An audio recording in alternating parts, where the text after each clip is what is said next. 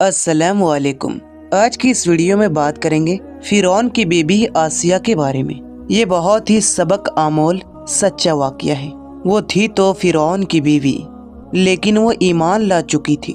جب فرعون کا اس کا پتہ چلا تو وہ پھر اپنی بیوی آسیہ پر ایسے ظلم و ستم کے پہاڑ گرائے جس کی مثال پوری دنیا میں نہیں ملتی، لیکن وہ ثابت قدم رہی اور جامع شہادت نوش کیا۔ اس ویڈیو کو پورا ضرور دیکھیے گا، اور اگر ویڈیو پسند آئے تو کمنٹ میں اللہ اکبر لکھ کر ہماری اس چینل کو سبسکرائب ضرور کر دیجیے گا۔ فرعون اور اس کا جوجا دریائے نیل کے قریب بیٹھے ہوئے تھے تو اچانک اس کی نگاہیں ایک سیاہ چیز پر پڑی جو پانی کے اوپر تیر رہی تھی۔ انہوں نے دور سے ہی یہ اندازہ کر لیا تھا کہ سطح آب پر بہنے والی شاید کوئی اور چیز نہیں بلکہ لکڑی کا صندوق ہے جو ان کی جانب رواں دواں ہے۔ صندوق دھیرے دھیرے ان کے قریب پہنچ گیا۔ فرعون نے اپنے سپاہیوں کو حکم دیا کہ صندوق کو پانی سے باہر نکال لو۔ حکم ملتے ہی صندوق باہر نکالا گیا اور جب اسے کھولا گیا تو اس میں ایک خوبصورت بچہ نظر آیا۔ وہ پیغمبر خدا حضرت موسیٰ علیہ السلام تھے، جنہیں ان کی والدہ ماجدہ نے پروردگار کے حکم پر فرعونیوں سے محافظت کے لیے صندوق میں رکھ کر دریائے نیل میں ڈال دیا تھا تاکہ خدا بند عالم خود ان کی حفاظت کرے۔ فرعون نے کہا، یہ بچہ بنی اسرائیل میں سے ہے، فوراً اسے قتل کر دو۔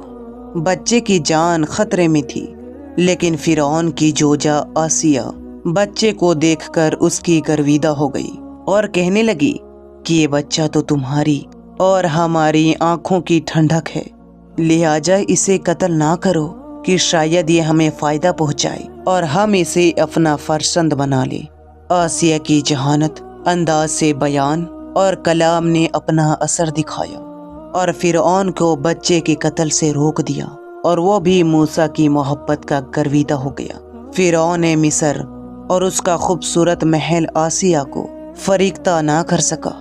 آسیہ کا پاکیزہ ضمیر بیدار تھا، ان کے قلب پر ایمان و توحید پروردگار کا پہرا تھا، جس کے بنا پر فرعون کی مادی اور تسلم مصرم جذبات آسیہ پر ذرا برابر بھی اثر نہ کر سکے۔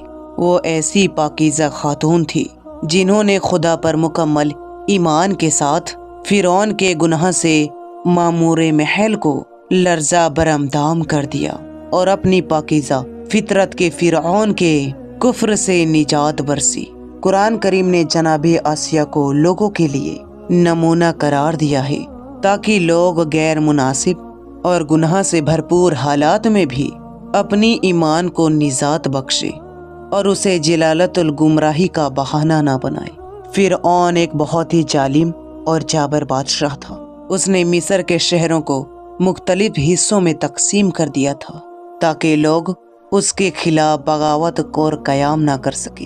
وہ بنی اسرائیل کے ساتھ غلاموں جیسا سلوک کرتا تھا اور انہیں ذلیل کرنے کے لیے ہمیشہ کوشش کیا کرتا تھا، اور غریبوں اور محتاج کے خواہشاتوں کو ابروؤں کو کچل کر اپنے غرور اور تکبر کا محل کھڑا کر رکھا تھا، اور خود کو لوگوں کا خدا اور رازق کہتا تھا، لیکن کسی میں بھی اتنی ضرورت نہ تھی کہ اس کی فرمان کی مخالفت کرے۔ لیکن فرعون کی پاک دامن بیوی آسیہ نے ان ظلمانہ کافرانہ فرمان کو ہرگز قبول نہ کیا اور ملکہ مصر کے عنوان سے اپنے شوہر کی مذمت کی۔ ایک رات فرعون نے خواب میں دیکھا کہ اس کی محل نابود ہو گیا ہے۔ خوف و وحشت سے اس کا پورا وجود لرزنے لگا۔ اس نے نجومیوں کو بلا کر اس نے اپنے خواب کی تعبیر پوچھی۔ انہوں نے کہا کہ ان قریب بنی اسرائیل کا ایک بچہ تمہاری محل کو نابود کر دے گا۔ اس لیے فرعون نے حکم دیا کہ بنی اسرائیل میں جس کے یہاں بھی لڑکا پیدا ہو اسے فوراً قتل کر دو، اور اگر لڑکی پیدا ہو تو اسے قتل نہ کرنا تاکہ اس کی نسل باقی رہے۔ اور ایسے زمانے میں خدا کے پیغمبر حضرت موسیٰ علیہ السلام پیدا ہوئے، جبکہ خدائے بندے کا عالم کا یہ ارادہ تھا کہ حضرت موسیٰ علیہ السلام کی جان کی حفاظت کے لیے موسیٰ فرعون کے محل اور آسیہ کے پاس پرورش پائے۔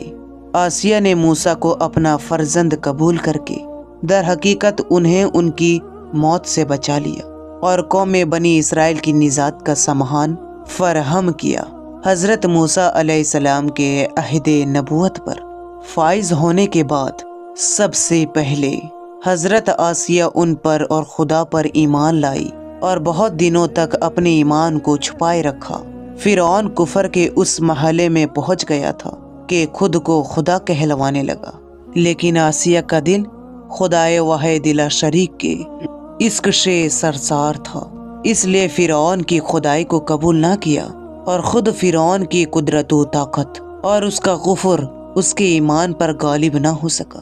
خدائے بندے عالم قرآن کریم میں فرعون کی بیوی کی مثال دیتے ہوئے فرماتا ہے کہ آسیہ خدا پر صدقے دل سے ایمان لائی تو خدا نے انہیں نجات عطا کی اور جنت میں داخل کر دیا، اور فرعون جیسا کافر شوہر بھی ان کے ایمان کو متزلزل نہ کر سکا۔ جب فرعون کو آسیہ کے ایمان کے بارے میں خبر ملی تو اس نے بہت زیادہ کوششیں کی تاکہ کسی نہ کسی طرح انہیں راہ راج سے منحرف کر دے، لیکن وہ ایسا نہ کر سکا، اور آسیہ نے بھی ان کی تمام کوششوں کو ناکام بنا کر صرف خدائے واحد کی عبادت میں مصروف رہی۔ حضرت آسیہ نے حضرت موسیٰ کے حقائق کو ثابت کرنے کے لیے فرعون سے بہت ہی زیادہ بحث و مناظرہ کیا، لیکن فرعون آسیہ کے ایمان و عقیدت کو بدلنے میں کامیاب نہ ہو سکا۔ فرعون روز بروز پرآشوب ہوتا گیا اور آسیہ نے فرعون سے کنارہ کشی اختیار کر لیا اور حضرت موسیٰ علیہ السلام کا دفاع کرتی رہی۔ حضرت موسیٰ علیہ السلام کے چاہنے والے فرعون کے سپاہیوں کے ہاتھے ظلم و ستم کے بھینڈ چل رہے تھے اور انہیں بے دردی کے ساتھ قتل کیا جا رہا تھا، یہاں تک کہ فرعون نے حضرت موسیٰ پر ایمان لانے والے ایک شخص کو، جسے قرآن کریم میں مومن آل فرعون کے نام سے یاد کیا، بڑی ہی بے دردی کے ساتھ قتل کر دیا، جس کے بعد آسیہ کا صبر کا پیمانہ چھلک اٹھا اور کھلم کھلا فرعون کی مخالفت کرنے لگی۔ فرعون میں غیظ و غضب کی آگ بھڑک اٹھی اور اس نے اپنی جوجا آسیہ کو بڑی ہی دردناک طریقے سے مصیبت پہنچائی۔ بعض روایتوں میں آتا ہے کہ فرعون نے حضرت آسیہ کو مصر کے تپتے سورج کے نیچے زمین پر لٹا کر 4 کیلیں ٹھوک دی اور سخت اذیتیں پہنچائی، اور آخر میں اس بزدل دل نے اس کے سینے پر ایک پتھر گرا دیا، اور اس طرح ایک پاک و پاکیزہ اور خدا پرست کنیز خاص راہ حق میں نہائی کی بے دردی اور اذیت کا شکار ہو کر درجائے شہادت پر فائز ہو گئی۔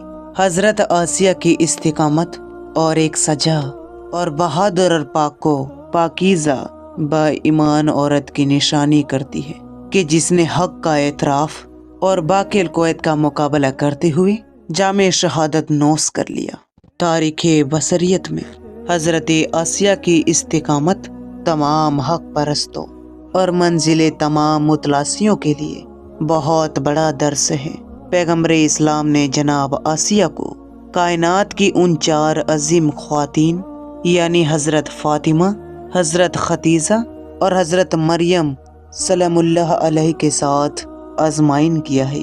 حضرت آسیہ کی زندگی کا مطالعہ یہ تمام خواتین کے لیے نمونہ عمل ہے، جو اپنے گھر کے ماحول یا اپنے شوہر کے عمل کو دین کی تعلیمات پر عمل نہ کرنے پر وجہ قرار دیتی ہے، کیونکہ عورتوں کے اندر اتنی طاقت اور قدرت موجود ہے جو ہر طرح کی ظلم و ستم، اخلاقی بہرہ روی اور بزدلوں اور برائی کا خاتمہ کر سکتی ہے، اور اگر ان کا شوہر فرعون کی طرح سنگ دل نہ ہو تو یہ اپنے عقل تدبیر اور نیک اخلاق و کردار سے اسے راہ حق اور صداقت پر گامزد کر سکتی ہے۔ آخر میں اللہ تبارک و تعالیٰ سے دعا ہے کہ اللہ تعالیٰ ہمیں نیک عمل کرنے اور برے کاموں سے بچنے اور بچانے کی توفیق عطا فرمائے۔ آمین یا رب العالمین۔